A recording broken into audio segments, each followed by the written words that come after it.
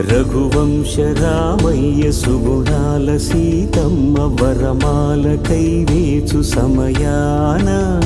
శివధనువు విరిచాకె వధువు మది గెలిచాకె మోగింది కళ్యాణ శుభవీణ కళ్యాణం వైభోగం శ్రీరామచంద్రుని కళ్యాణం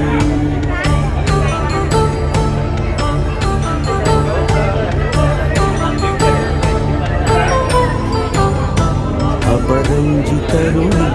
అందాల రమణి వినగాను కృష్ణయ్య లీలామృతం